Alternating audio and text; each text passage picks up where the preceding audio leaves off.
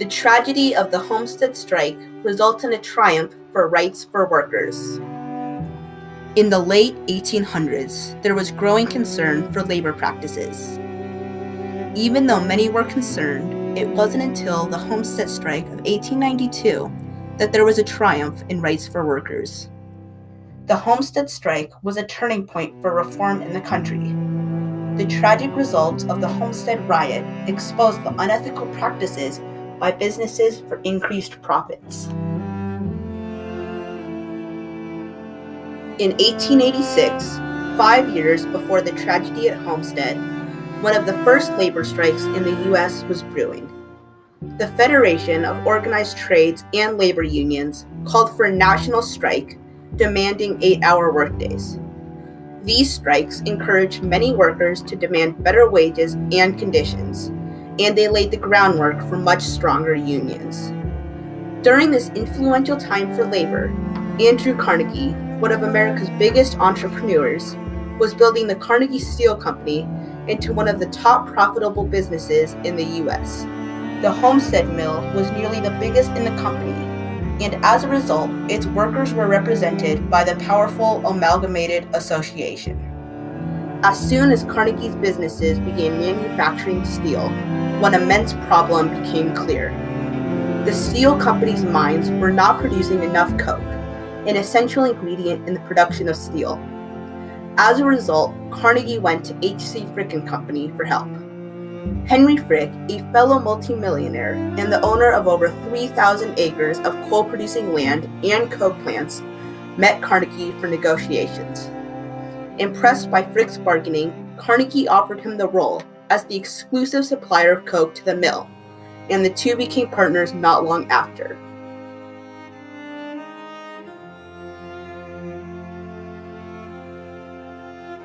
Because of the Carnegie Steel Company's resolve to cut costs, steel workers were forced to work 12-hour shifts, making them more prone to accidents. 300 deaths occurred because of corporate greed, and of course, there was no compensation to the families of the deceased. The disgust at the horrors of the mill fueled protests going into the Homestead riot. Due to these terrible conditions in the plant, the steelworkers began a strike in 1889. Carnegie was forced to cave in to the union's demands, and a new wage structure was created that gave the workers an increased salary as steel prices increased. Shortly after the victorious strike, workers at Carnegie Steel received news that sucked the joy out of their celebrations. Carnegie had begun to invest in increasingly more advanced machinery.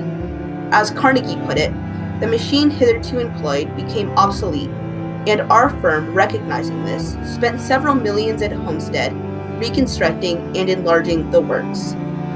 Many high-paid specialists were replaced with machines and cheap immigrant laborers. Because the union only employed skilled workers, their influence on the factory weakened, and they became desperate to take control of the mill when the 1889 contract eventually expired. When the deal finally did end in 1892, Andrew Carnegie conveniently took a vacation, leaving the much more brutal Henry Frick in charge of the mill. Carnegie's trip inflamed workers and may have caused some of the hostility toward the mill. In addition, with Carnegie's idealism absent, Frick became determined to crush the union. In Homestead, tensions began to increase at meetings between the mill and the union. The steel firm offered to divide their 60% increase with the workers. Andrew Carnegie would go on to say, "This was not only fair, it was liberal, it was generous, and under ordinary circumstances, it would have been accepted by the men with thanks." However, their leaders, knowing that the mill was producing armor plating for the U.S.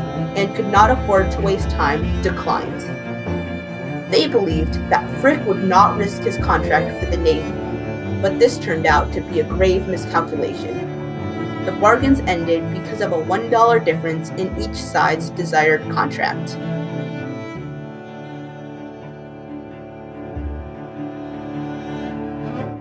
After the series of long and pointless meetings that only served to convince each side of the opposition's bad intentions, Frick began to bar workers from his plant. Eventually, Frick built a fence around the mill, dubbed Fort Frick, to keep the hostile workers out. His choice devastated the town's economy and demonstrated that there would be no easy resolution to the brewing conflict. Frick knew that in order to break the union, he had to bring in mercenaries. When 3,800 workers began their strike, Frick contacted the Pinkertons, infamous strikebreakers, to end the rebellion. The Pinkertons approached the shore in armored barges at 3 a.m. in order to make their way to the Homestead steel factory and protect it from a mob. The letter addressing Frick's cunning plan, which he sent to Carnegie, stated, "Tomorrow night at about 11 o'clock, 300 watchmen obtained from Pinkerton will go at once to Homestead." Their plan may have gone down without a hitch if it weren't for the Union's signaling system. As the barges approached the bay, thousands of angry workers began making their way to confront them. After an all-day battle, the Pinkertons surrendered and were forced to run a gauntlet through the crowd. When the dust settled on this terrible tragedy, 9 strikers and 7 Pinkertons were found dead. The militia swept in to handle the out-of-control situation and finally end the riots. The strike lost momentum and ended on November 20th, 1892. With the Amalgamated Association virtually destroyed, Carnegie Steel moved quickly to institute long hours and lower wages. In his autobiography much later, Carnegie would go on to say, "No pangs remain of any wound I received in my business career save that of Homestead. It was so unnecessary. The men were outrageously wrong."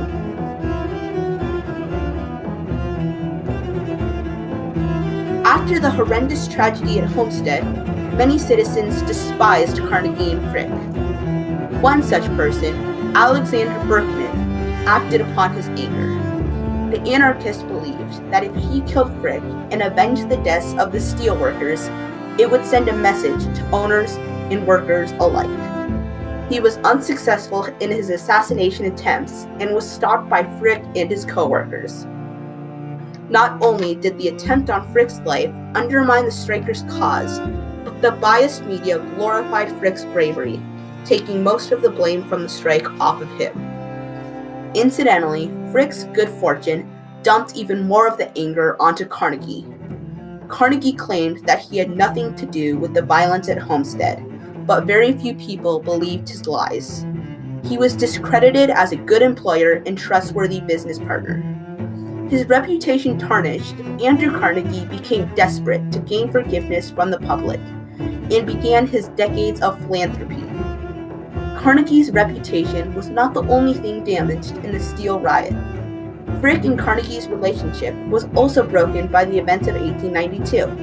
After the events of Homestead, Carnegie attempted to foist the blame onto Frick, even though he had supported and sometimes directed his actions. Their relationship grew bitter, and after a brief court fight, Frick walked away with all of the money he could ever need.